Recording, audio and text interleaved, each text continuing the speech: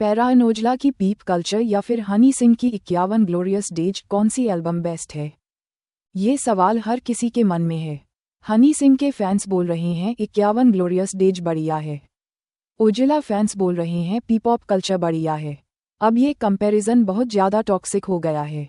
इस साल बहुत सारे बड़े बड़े आर्टिस्ट ने अपनी एल्बम्स ड्रॉप की, लाइक शो, दिलजीत, नवान, गुरु रंधावा, चीमाबाई।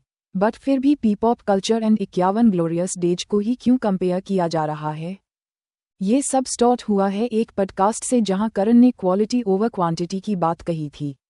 उन्होंने कहा था कि मैं ऐसा नहीं सोचता कि एल्बम में 30-40 ट्रैक्स हो ताकि स्ट्रीम्स ऊपर चली जाएं। ऐसा कई सारे आर्टिस्ट करते हैं। इट्स में be good for them, but मैं बिलीव करता हूँ कि एल्बम में 10 ट्रैक्स हो और सब 100 मिलियन जाए, ना कि 30-40 हो और 1 मिलियन भी ना जा पाए। हालांकि उन्होंने इन जनरल ये बात कही थी, बट लोग होते हैं ना जो बिन बात के कंट्रोवर्सीज करवा देते हैं। तो इस बात को लोगों ने पोर्ट्रेट इस तरह से कर दिया कि उन्होंने यह बात हनी सिंह के लिए कही है, क्योंकि उस टाइम हनी सिंह ने अपनी एल्बम अनाउंस कर दी थी जिसमें 51 ट्रैक्स होने वाले थे। इस पॉडकास्ट का लिंक मैं डिस्क्रिप्शन में दे दूंगा। एग्जैक्ट 34 मिनट 40 सेकंड पर आप पॉडकास्ट देख सकते हो। करण की इस बात पर सबसे पहला रिएक्शन आया हनी सिंह के मैनेजर RDM का। इसने करण के लिए स्टोरी डाली, quality over quantity, even the little bit of quality you released which you think is quality is 70% copy. Come on, you can do better. That's why this say company matters, if you hang out with joker you will become one too. आपको पता है कि Honey Singh and बादशाह की बिल्कुल नहीं बनती, and करण की बादशाह के साथ बहुत अच्छी बनती है।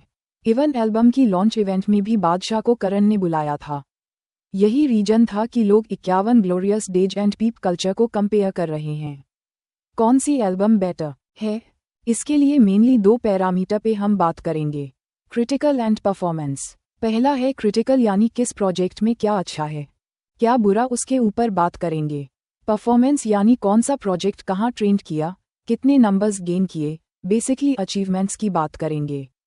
ओके, पहले बात कर लेते हैं ग्लोरियस डेज की। तो एल्बम में 51 ट्रैक्स हैं। इसी के साथ हनी सिंह पहले ऐसे इंडियन आर्टिस्ट हैं जिन्होंने इतनी बड़ी एल्बम ड्रॉप की है।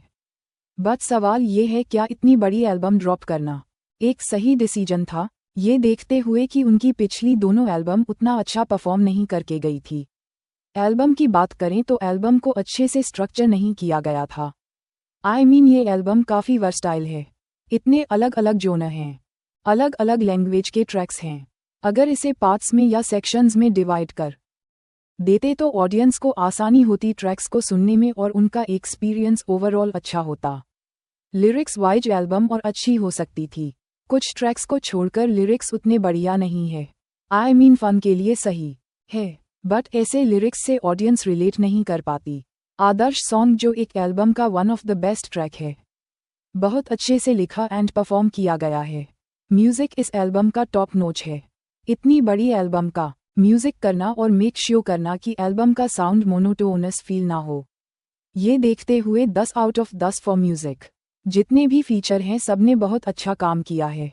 दूसरी तरफ पीप कल्चर में 10 ट्रैक्स हैं, वो भी 2 सेक्शन में डिवाइडेड, डिस्क 1 एंड डिस्क 2। जो चीज़ हनी सिंह को करनी चाहिए थी वो ओजला ने की। एल्बम देखने में वेल स्ट्रक्चर लग रही है। डिस्क 1 में रोमांटिक ट्रैक्स हैं एंड डिस्क 2 में हार्डकोर हिप हॉप बैंगर्स हैं। करण की ऑडियंस काफ़ी बड़ी है। एक ऑडियंस जिसे ओजला के soft tracks and romantic tracks पसंद है, एंड दूसरे जिन्हें हार्डकोर हिप हॉप वाला ओजला पसंद है। तो ओजला ने इसी बात को ध्यान में रखते हुए यह एल्बम डिज़ाइन की, जो कि उनकी पिछली एल्बम मेकिंग मेमोरीज में मिसिंग थी। हालांकि एल्बम को थोड़ा और बड़ा किया जा सकता था, कम से कम 15-1 ट्रैक्स होते तो और अच्छा होता। बिना फीचर के भी एल्बम बहुत बढ़िया है। अगर फीचर होते तो एल्बम में थोड़े और फ्लेवर ऐड किए जा सकते थे। लिरिक्स कंपोजिशन तो बढ़िया है ही, बट म्यूजिक इस एल्बम का बहुत बढ़िया है। स्पेशली डे टोनर ट्रैक के म्यूजिक में करण को भी ओवरशैडो कर दिया। Shout out to Ikky. बाकी एल्बम बहुत बढ़िया है। अब आ जाते हैं परफॉर्मेंस पे, तो इस पैरामीटर में पीपॉप कल्चर बहुत आगे निकल जाती है। जहां स्पॉट पर 51 ग्लोरियस डस के सिर्फ 45 लाख डेली स्ट्रीम्स आ रही हैं, एंड अभी तक सिर्फ 20 मिलियन के करीब ही टोटल स्ट्रीम्स हुए हैं। दूसरी तरफ पीपो कल्चर 30 लाख डेली स्ट्रीम्स के साथ 230 मिलियन से भी ज़्यादा स्पॉटिफाई स्ट्रीम्स कंप्लीट कर चुकी है। बिलबोर्ड चार्ट में पीपो कल्चर ने नए रिकॉर्ड सेट किए हैं। कनेडियन बिलबोर्ड पर एल्बम तीसरे नंबर पर रैंक हुई। किसी भी इंडियन एल्बम का ये हाईएस्ट रैंक है। यूएस बट बिलबोर्ड चार्ट में एल्बम 19th नंबर यानी 19वें नंबर पर जगह बनाने में कामयाब रही। स्पॉटिफाई एंड एप्पल म्यूजिक जैसे स्ट्रीमिंग प्लेटफॉर्म पर एल्बम ने इंडिया एंड पाकिस्तान में नंबर 1 पर डेब्यू किया। दूसरी तरफ 51 ग्लोरियस डेज परफॉर्मेंस बाइज पिट चुकी है। कोई अचीवमेंट, ऐसी बड़ी मेजर अचीवमेंट हमें देखने को नहीं मिली है। ओके, तो ये था दोनों एल्बम का कंपैरिजन। सब कुछ देखते हुए पीप कल्चर इजीली विनर है। बाकी आप बताओ आपका क्या ओपिनियन है। आज के लिए इतना ही, मिलते हैं नेक्स्ट वीडियो में।